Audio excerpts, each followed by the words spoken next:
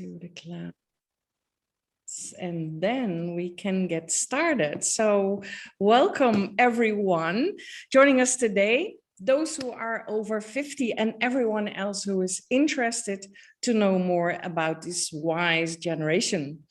This special online conversation is hosted by Move into the Future and the Wize Move Society, the online community for the over 50 generation. During our last summit, Boomer or Bloomer, What's Next, we experienced again that this generation is growing by the day. We're living longer, are longer healthy and active, and are better educated than ever.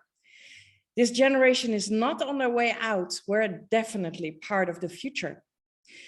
And it's again a huge wake-up call that this generation will impact in many ways our society, our economy, the workplace, our healthcare system, and so much more in the years to come. With these Tuesday live conversations, we aim to give you a glimpse of what is happening online on the Wize Move Society, to share a bit about both the challenges and the opportunities that the 50+ generation is facing, as well as how the members of the Wize Move Society work together to create the solutions and play an active role in society and the economy. So for those who join us on Zoom, we love you to contribute to the conversation. If you have joined us on Facebook, welcome, and please share your feedback and questions in the comments. So my name is Ingun. I'm the founder of Move into the Future and the creator of the Wize Move Society. I'm here today with my co-host, Dr. Tatiana Rowson, and our guest, Helen Hirsh Spence.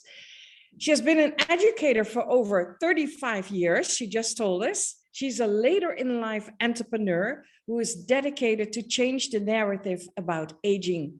She's an age provocateur and mind shifter, consultant, community building, and the CEO of Top 60 Over 60. Helen is very passionate about the role of the over 50 generation in society and the economy and the importance of age equity issues, and inspires all generations to take action. So together today, we will dive into the topic, time for age advocacy. So before we do that, I would like to give my co-host Tatiana the floor so she can share a bit more about her background, and she will pass on the stage to Helen. So, Tatiana, the floor is yours. Thank you, Ingun. So good morning, good afternoon, good evening for whoever is joining us on Facebook. Yes, I'm a psychologist, I'm a researcher, an academic, and I'm pretty much been looking into what happens in midlife and beyond. So the idea is that we live longer and we understand what's going on. We can sort of promote a better aging, a better life, and better set of circumstances out there for all of us. So it's before we got online, we were chatting here with Helen, and I have to say the energy is high today on this call. We're really passionate about this topic. So it's great to share with our listeners and to welcome you, Helen, to talk about your experiences on changing that mindset on aging and older adults out there. So Helen, I will let you come in and yes, make justice to the work you've been doing. So welcome. Oh, thank you, Tatiana, for the warm introduction. And Ingun, also, it's been a pleasure getting to know you over the years, and thank you very much for this invitation.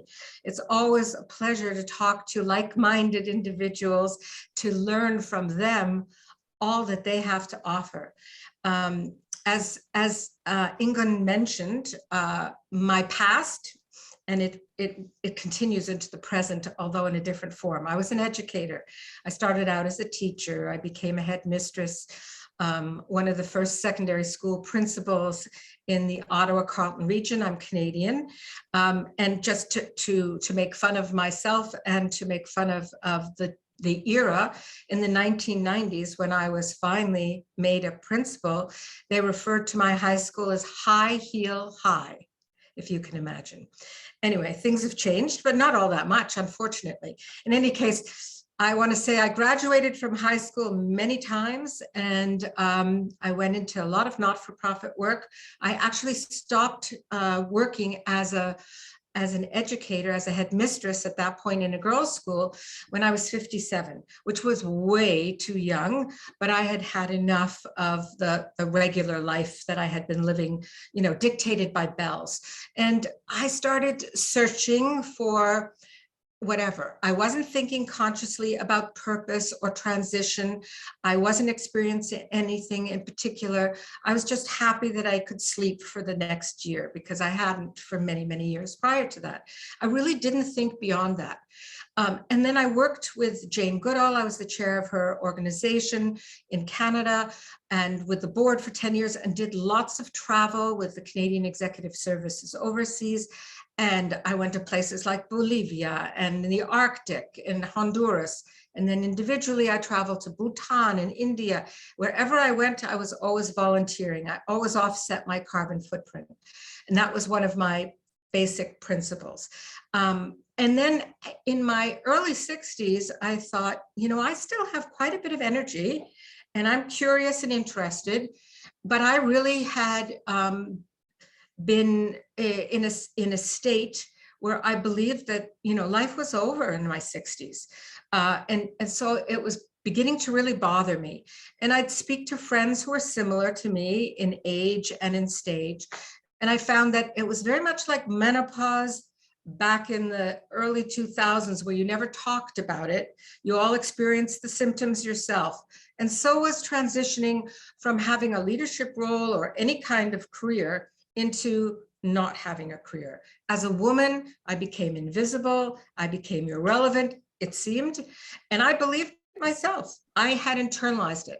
So I started doing some research, recognizing that in fact, this was probably ageism at its best. And a former student of mine, so I have lots of contact with former students, introduced me at that time to a Center of Social Innovation. This is now in about 2014. I didn't know anything about social entrepreneurship. In fact, I didn't even know it existed because I didn't have any exposure to it. So she introduced me to that. And at that point, I became extremely excited to think that there are all these people out there doing this incredible work, of which I knew very little. And at that point, I started taking courses in social entrepreneurship online, but nonetheless, and I learned a ton. And I started thinking, what is it that I could do? And it was pretty obvious. It was sitting right in front of me. I needed to confront ageism in a positive way as best I could. And I hired a coach who was 30 years younger than me. She was lovely. She was very encouraging. And she helped me realize that anybody really could become an entrepreneur. What was challenging was being successful and having the patience and perseverance to keep on going. Well, I'm still in touch with her. And I just decided this is something I wanted to do. And at the time, I was reading in the local newspaper about top 40 under 40 competition. And I got so angry because I thought, okay, this is great. And I'm all for everybody of every age. But guess what? I think I still have something to offer. And yet there's nothing to recognize me or my contribution. My age group is what I meant. And so I said, I know what I'm going to do. I'm going to start top 60 over 60, which I trademarked. And realized that nobody had done that yet. And I set off to start off an event, let's put it that way. I had lots of ideas. And as I went along, and I'm a solo entrepreneur, and I really was bootstrapping, and I continue to bootstrap. I realized, you know what, there are a lot of people out there like me who would benefit from some of the research that I've done and the knowledge that I've gleaned from the research, and decided I'm going to start doing some courses. And I read up about the entrepreneurial mindset. And then I started offering courses to older individuals who may be interested in learning about entrepreneurship, didn't know where to start. nor did I. I didn't even know where to host anything, but I just dove in, and I found a wonderful person who was between jobs, and she was willing to volunteer and work with me. And she was brilliant in that she had complementary skills, but she also had the same kind of mindset. She's also 20 years younger than me. She was in her well, she wasn't quite 20 years. She was 17 years younger than me, and she was in her 50s at the time. And we were a great combination. We put programs together and offered them. And then we started looking around for grants and support elsewhere, and realized that that wasn't probably going to work, because I decided I wanted to be a for-profit social enterprise. Having been a CEO of organizations and having been the chair of a board, I just didn't want to ask anybody else to give me confirmation or permission to do what I wanted at this point.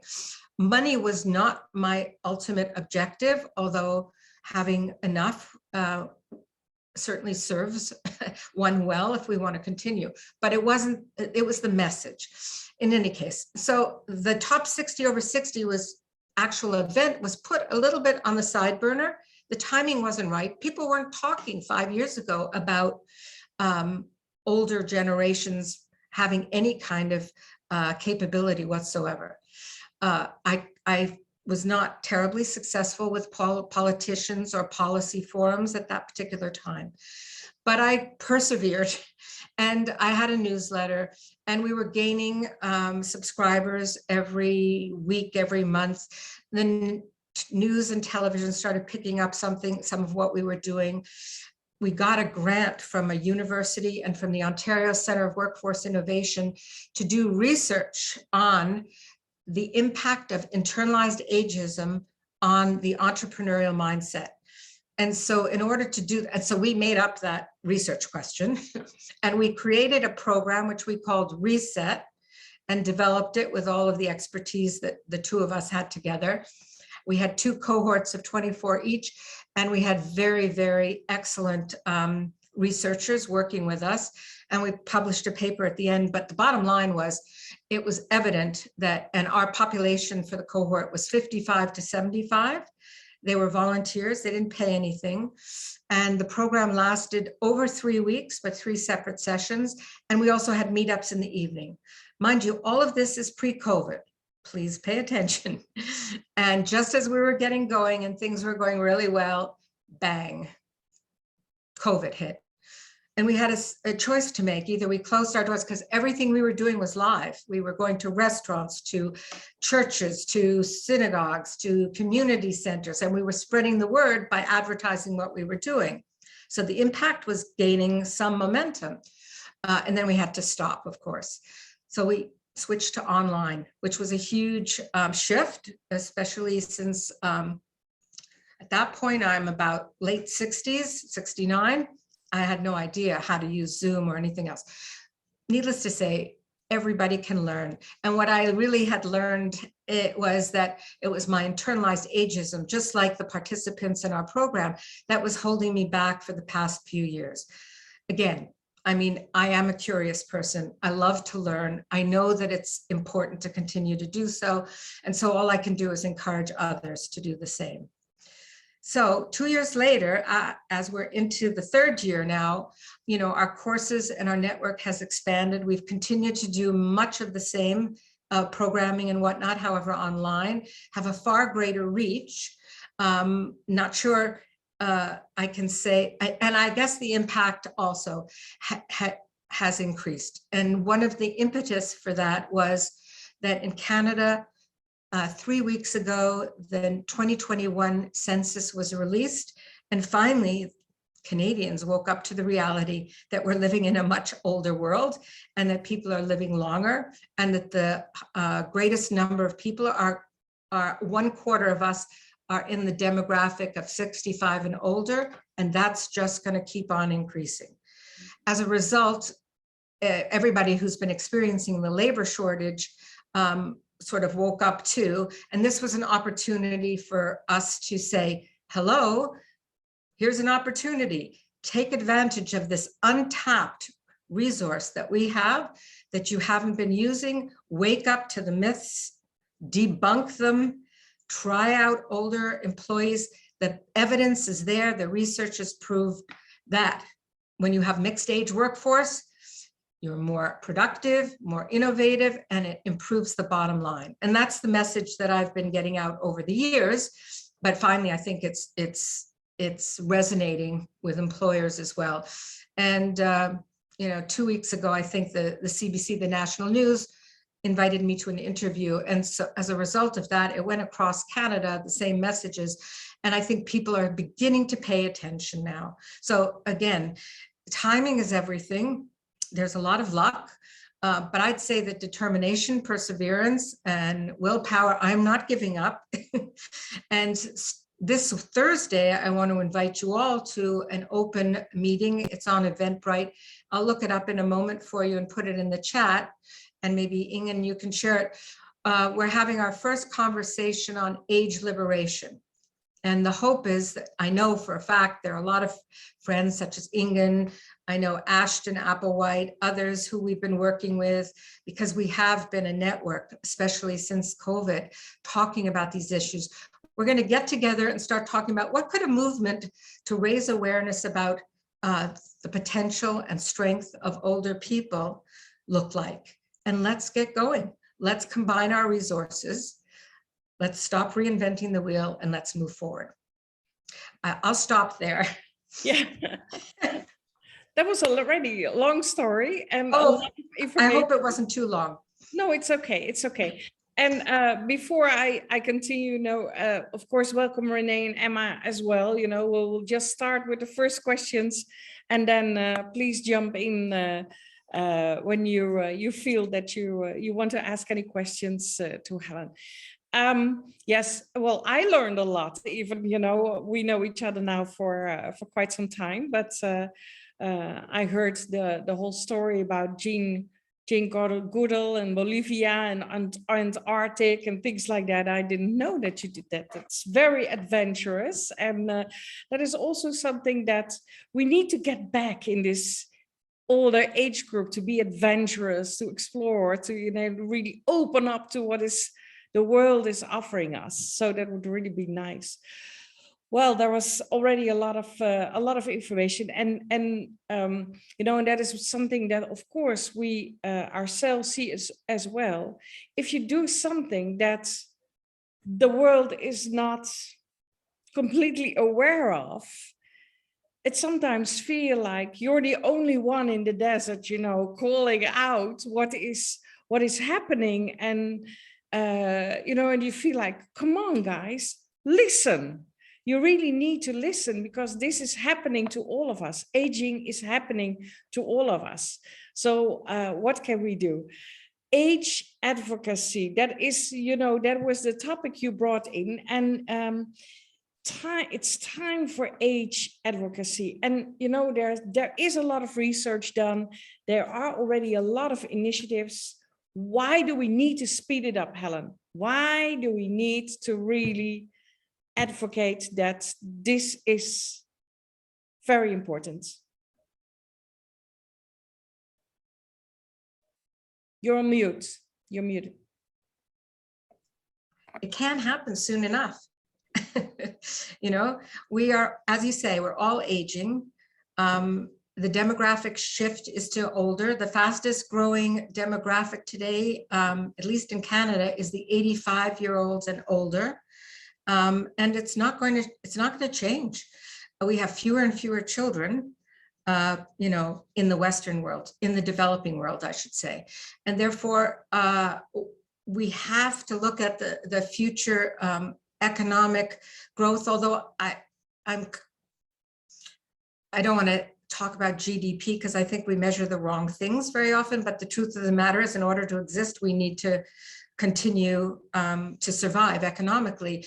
And who is going to provide the labor if we don't start now to incorporate older populations as they age? Unfortunately, we've got all of these. I just put the link in for you there, so I'm not going. That's why I was looking away for the event on Thursday, to invite your guests to join us as well. Unfortunately, things are not going to change for such a long time. maybe for this entire century, who knows, and the most important thing is that we ourselves, those of us who are in our 50s, 60s, and 70s, have grown up with the belief that aging means decline. In fact, if you look up the word aging in a dictionary, you'll see nothing but negative synonyms for what that actually means. But everyone ages, so it's intersectional. Every identity can claim to have that in common. So we're really being prejudiced or biased against our future selves, when in fact we don't acknowledge the changes that are taking place with expanded lifespans, expanded health spans, and adhering to a notion of 65 in retirement, which was developed in the 1930s when the average lifespan was 62. Mm-hmm. Oh, I think there's a fly in front of my camera. Because I live in rural area. In a rural area. We've got lots of mosquitoes and black flies. So I apologize. At least they don't bite you, they bite me. And so that's the reason why. I mean, it's long overdue, and most populations in countries are not aware of how fast this is happening and how quickly we need to react. So that's why the time is now. Mm-hmm. Absolutely, yeah.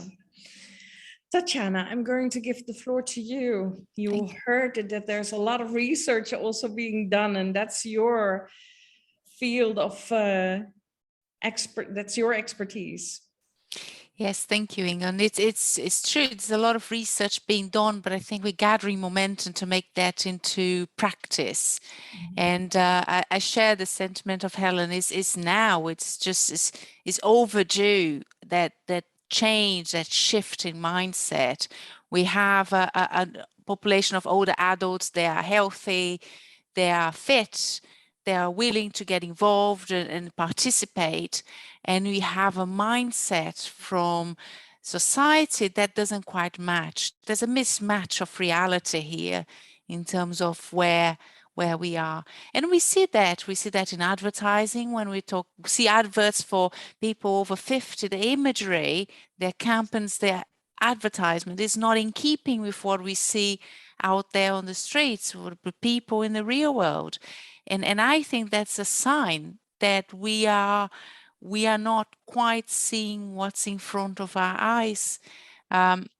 Helen mentioned the census in Canada, and that's sort of how that should be a reality check for employers, that we have a talent pool there that's untapped, and that actually, if we start to engage with it, everyone wins. It's not only a case of older adults, and I'm very much, I agree with the advocacy, and I'm activism and saying, no, we should protect the quality of life of us as older adults. I'm future-proofing myself. I'm concerned about my late adulthood since my 20s when I started studying the subject. I think clearly something that worries me a lot. But it's not only that. Actually, there's an economic case for that. There's a reason to do that that's beyond just the interest of a group, which is in itself is important enough. But actually, society needs that. Younger people needs that. They need that engagement, but they need that exchange of knowledge, of experience, of insight. So I think it's very interesting to see that happening. So Helen, I'm going to follow up that with a question. You probably starting to talk to people out there. How do you see the reaction? How do you see they engaging with the idea? So I just want to go back one step, Tatiana, if you don't mind, because I want to say, although I'm talking about older adults for the most part here, because they have tended to be not attended to in the same way as young people, I'm really advocating for age equity. And all of the events and whatnot that I talk about, I encourage all ages to participate, because there's ageism against young people as well, and that's damaging, equally as damaging. So I really believe the strength is in the mixed age future. I mean, we have so many more generations living today. There are commonly 7 generations that are still alive in families, but there are definitely 5 generations working together. And we have to dispel those generational mindsets that, you know, a Gen Z and whatever is not as important. And in the meantime, I've forgotten what your question was. No, the question is, when you talk to people, to groups out there, how is the reception of this idea? So I have to say, through all of the programming and coaching and whatnot that we've done and exposure, it's like a wake-up call to people who themselves have internalized ageism without realizing it. So it's been freeing. The people who have suffered, like I did until I realized what was going on, wake up and all of a sudden you see their confidence build, their interest in doing something different and understanding that their cognitive decline is not an eventuality. It's up to you what you want to do. That sure, some of us have that gene and it won't be a positive outcome, but we also know that if we do engage mentally with new activity, that we have a better chance of overcoming any such inclination towards cognitive decline. And the reception by people is like, oh, and then they start doing things. They have greater self agency. I mean, the confidence that I have seen in different groups. So for instance, I spoke with a community of older Filipinos. Just they invited me to talk to them. I said, sure, why not?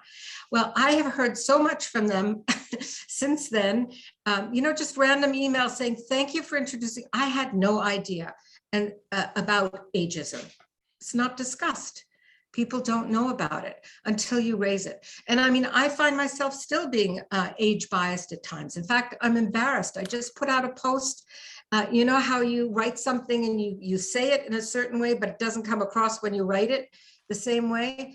Yeah, and my own bias came out in that. And I thought, it's so deep that you don't even recognize it. So it's that unconscious bias that we all have. And of course we have it when we look at employment.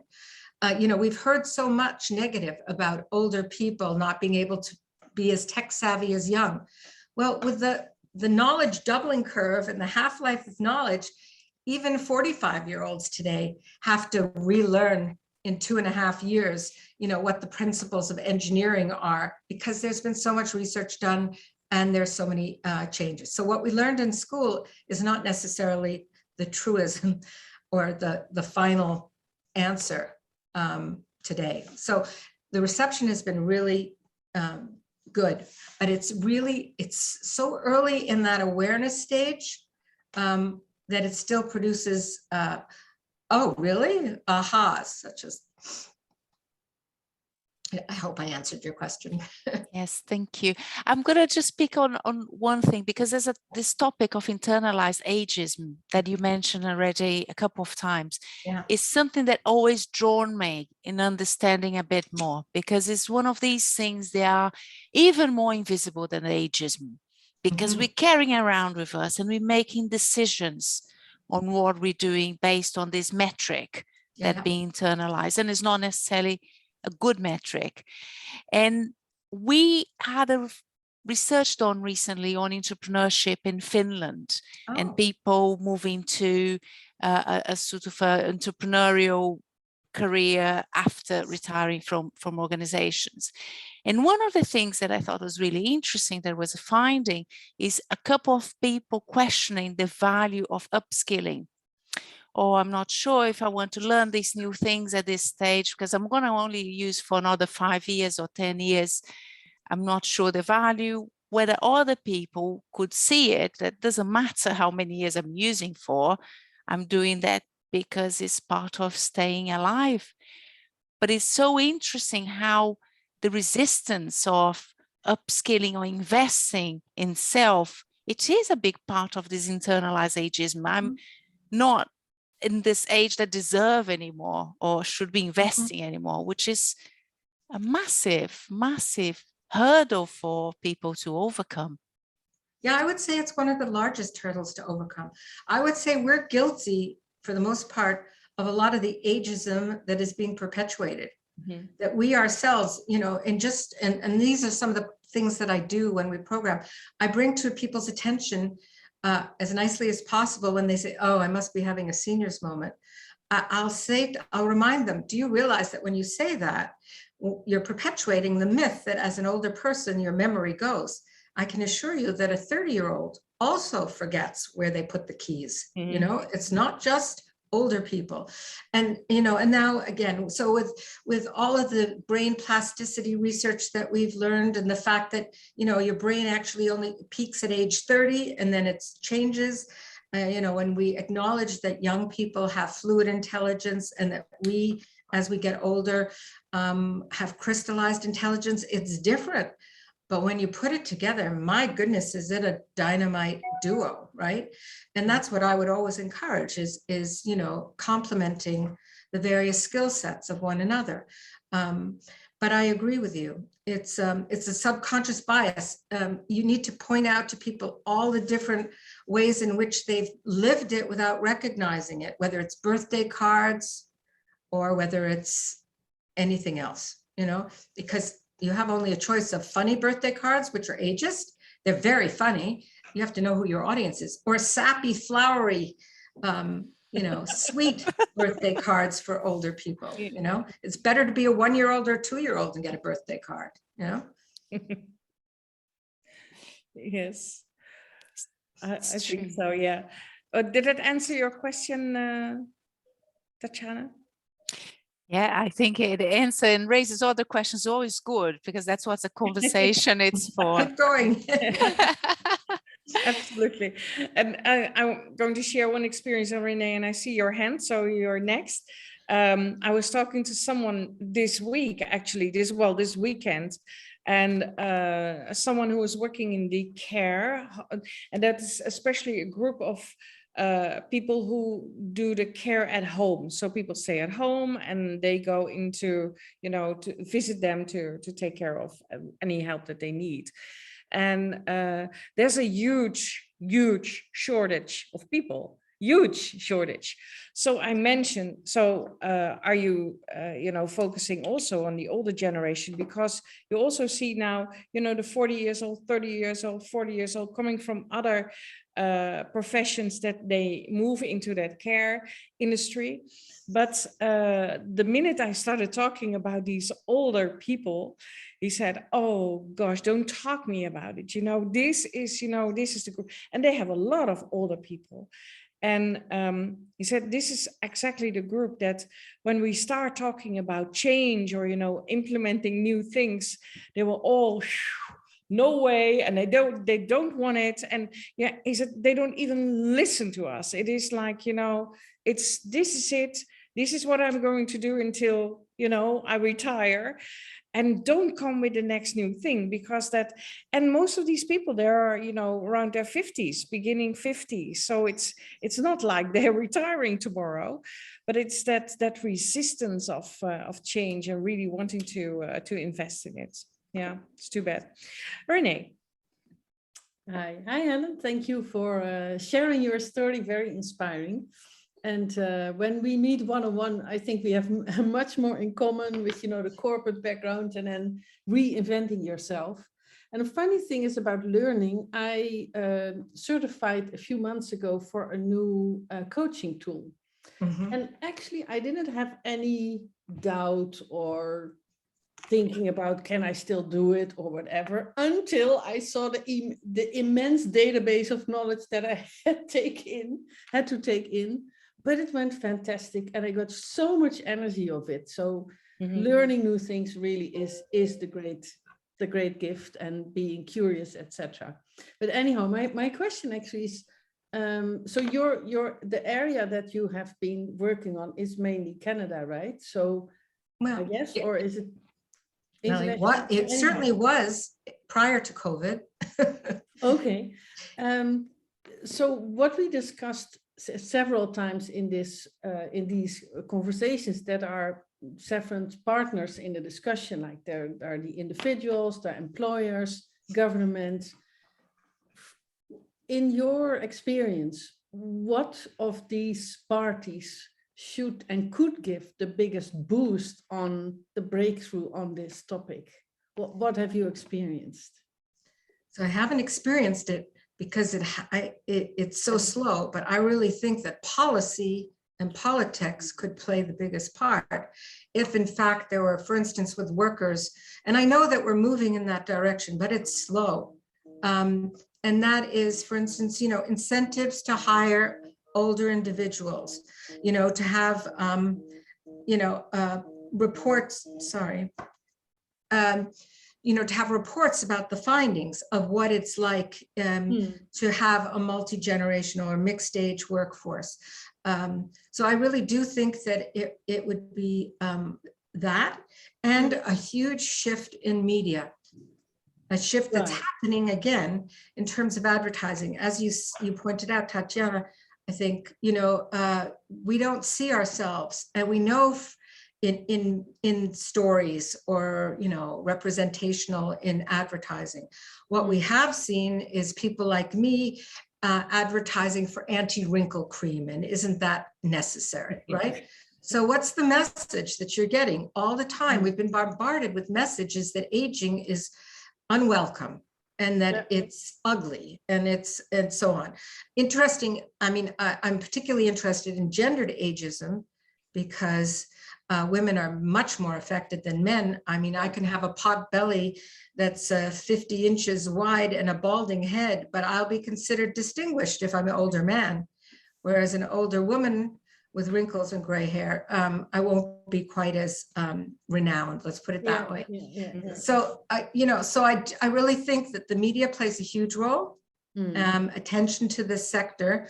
And I do think that there, in terms of retirement, in every country, it's slightly different, but there could be easily reform in retirement. A lot of people leave their jobs because if they took another job or if they, worked 3 days a week, at least here in Canada, their pension would be reduced because it's the last 5 years of their work. Every country I know has different regulations and different professions do as well. But those simple kinds of adjustments, not just, you couldn't raise the retirement age from 65 to 67 overnight. It would have to be a graduated thing, and you'd have to bring the population along with you, recognizing that today we are living 100-year lifespans, and therefore we need, one, to support ourselves longer. Our pensions, and we're lucky if we have them. My generation may still have them, but our children do not. All of those realities are shifting, and yet we haven't, that is not apparent to anyone yet, except for a few people who are working in this area, and especially, academics. But transferring that knowledge, translation and knowledge mobilization really needs to happen. I don't know if that answers. No, yeah, absolutely. And in our discussions, of course, individuals have to play their role. Yeah. And the internalized ageism, that's definitely a thing. The bigger parties, I think, will play a bigger role, as you say, in terms of the real breakthrough, the sort of building down these rigid arrangements. So this is your age and you cannot do part-time because then it influences you. Yeah, these are important building blocks. Thank you.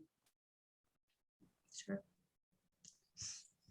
Well, I would like to add to that and throw some fire on this discussion, because, I absolutely think that media and marketing, that is most important, and that can change overnight. If they change what they're doing, that can do a lot. Politics, and I was talking to someone in politics last week. Politics, yes, they can change the retirement age. Yes, there can be some things happening, but they're always reactive. They're never proactive. Right. So first, we have to act. We have to show. We have to. Well, they have to see that, yes, that there are so many people are, in this age group, and that, oh, wow, we do have a financial problem.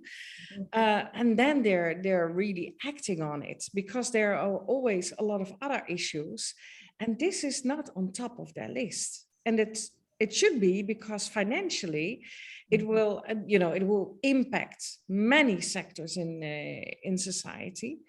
But it's not. It's just not. Because if you think about where we're here now, we're talking about work and talking about the retirement funds and things like that. But how about healthcare systems? Yeah. How about our whole education system that will have to change, because we do need lifelong learning, and not just for the happy few. I was talking to someone, there's great programs at the huge universities, for instance, in the United States, but what it costs to join those programs, that's crazy. There's only the happy few that can join, while we do need a lot of people there. So it's in many sectors in society and the economy that need to be addressed and need to change, and we need that mindset change. And actually, I saw something happening last week also on COVID. What COVID did in 2 years' time with us and with our mindset, that has been amazing. If you think what it has done in 2 years' time about our thinking in, about work and all these things, and our healthcare system. What if we, something like that just could happen, that it cannot happen overnight, but it would be great if it could happen, that mindset shift in 2 years. That would really help.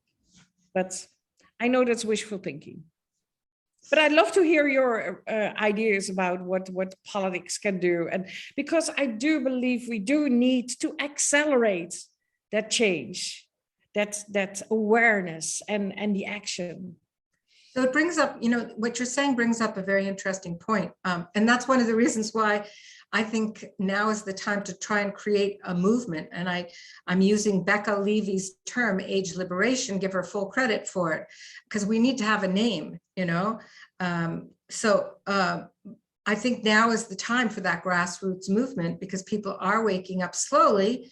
But when you bring forward some of the arguments and some of the realities that you just mentioned, Ingun, it's true. Universities cannot continue to only offer, undergraduate, graduate, and postdoctoral. They have to start with micro-credentialing, and it is beginning, and making it accessible to the average individual so that they don't have to have student loans that they pay off for the next 20 years, which is terrible in the United States. In Canada, it's similar, but it's not nearly as bad, so because we have it much more subsidized than in the United States. But as Renee said, she should be able to take a certification course and afford to take it and recoup some of those courses, the expense of the courses, within a shorter period of time. So, I mean, what you're speaking about, I think, is the transformation of all the different industries. And you're talking about what I refer to, and others, to the longevity economy, and people buying into the longevity economy. We have to look at housing differently. We have to look at transportation.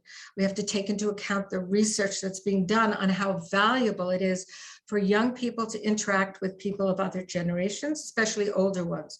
And we know, as some of us as grandparents and other kinds of grands, aunts and uncles, how significant it is to interact with younger members of the family. And this has to become normalized again.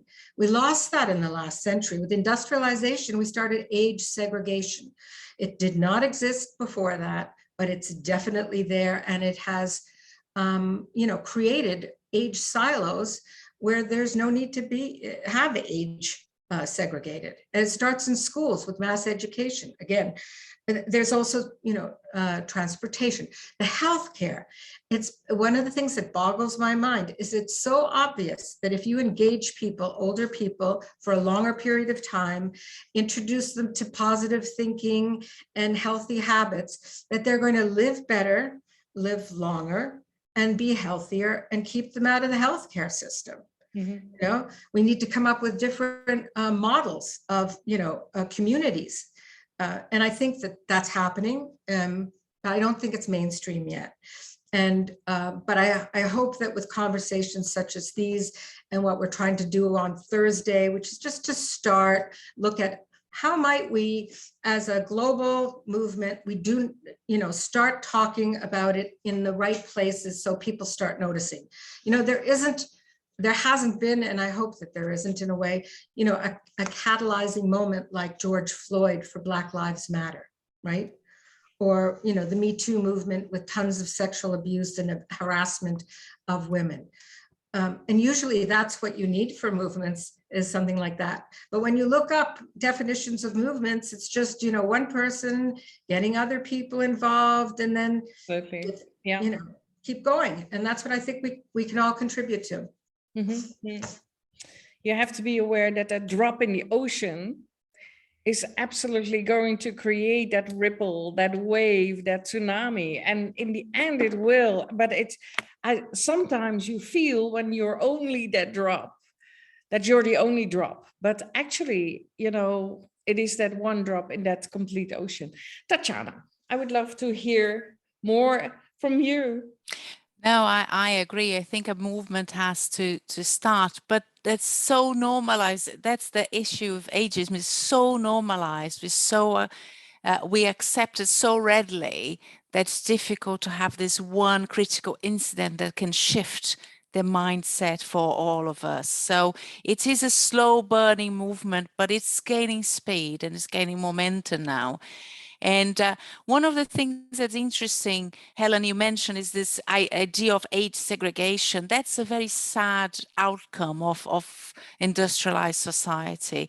And actually, it's a sad outcome of longevity as well, because that extension of the life course, what we call an invention of the life's course or life stages, made people find that they're bundling up around age rather than around interests, around mindsets, around other things, which is in a way is a wasted opportunity.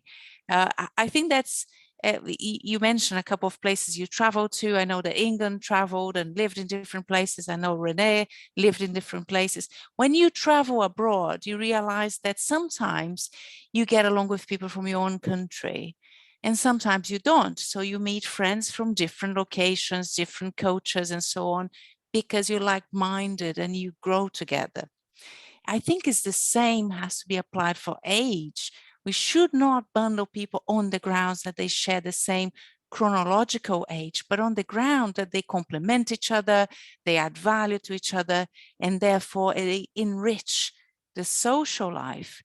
And I think that is the key shift we need to see, is that valuing each other. And I take your point earlier, Helen, of this is not only about older adults, even though that's quite acute at this stage, but it's about engagement with younger adults as well, and then the middle-aged, because actually we do have things to add to each other in different pockets, in different communities, in different activities that should be publicized and championed. I couldn't agree with you more. And it just seems so obvious. I don't understand. So that's part of the impatience, but I'm an impatient person anyway. And so I agree with everything you've said. And that whole piece about age segregation starts so young. When we've learned through research that as young as 3, young children already have negative impressions of what it means to get older. I mean, we need to build into the curriculum at a very young age, superheroes who are older Marvel characters, not just young. And there seems to be, you bring up chronological age. Seems to be the only category that people are looking at instead of, their life stage. And the one thing I wanted to just add, the Stanford University and, the Longevity Center have come up with the new map of life, in which they talk about the 100-year life. What people, I don't think they hear 100-year life, they think, oh, everything's added on to the end of life. But in fact, it's shifted the life course, as you were talking about it, and people don't recognize that, in fact, they don't have to start being worried about a career at age 25, because based on the research, they're going to have 10 different career paths and 40 different jobs, and they're going to be working to the 70s and 80s. So my children who are now in their 40s don't have to agonize the way I did, thinking that everything had to be compressed into a much shorter time period. They actually will be working longer, and they can have the success and enjoy their children when they're young, as they in a longer time period. So that's one of the things I think we have to help young people understand, that there's no urgency in the same way that we felt it, and there's no one life trajectory that everyone needs to adhere to. All the traditional milestones have already disappeared.